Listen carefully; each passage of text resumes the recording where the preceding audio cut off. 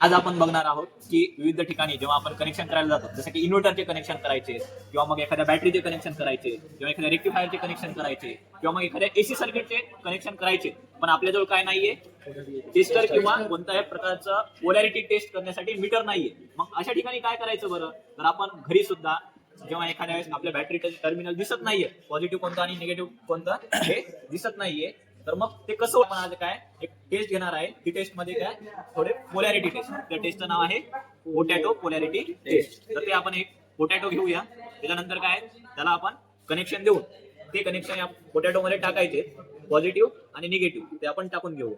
ठीक आहे, थोडा आवाज येईल तर जवळूनच राहू दे. वायर टाकले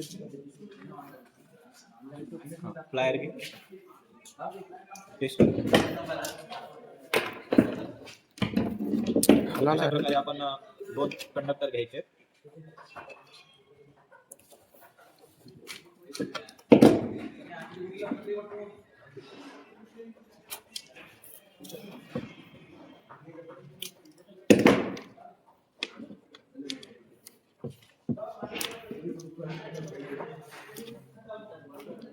एक नाईफ घे कपाळात नाईफ.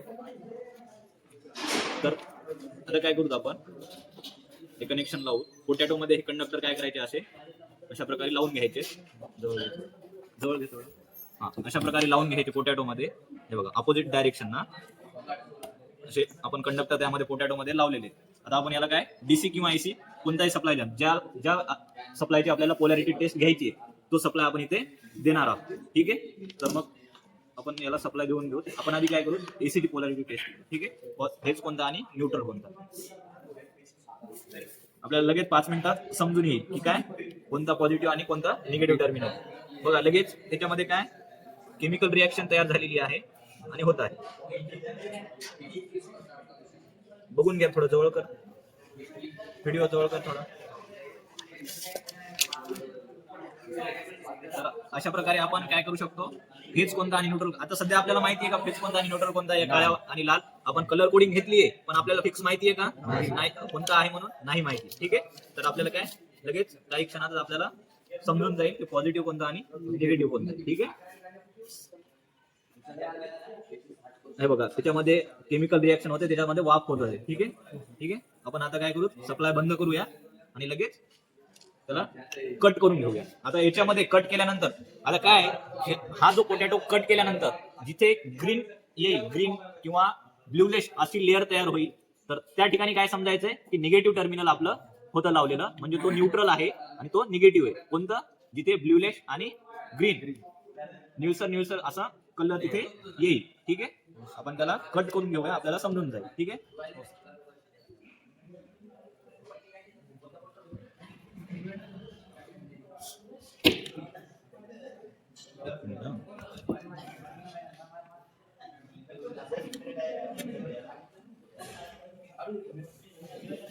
आपण कनेक्शन करू.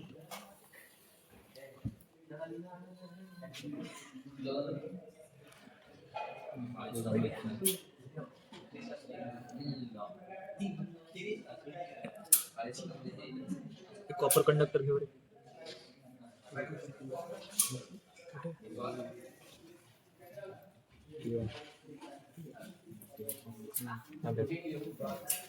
अशा काळ्या कलर मधून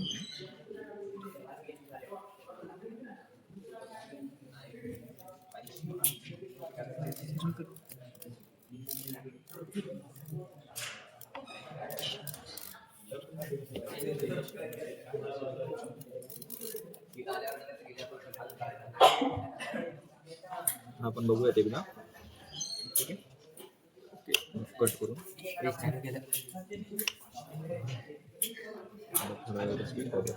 हे बघा. तर आपण बघू शकतो की काय जो काळा आपला टर्मिनल आहे तिथे काय कलर तयार झालेला आहे.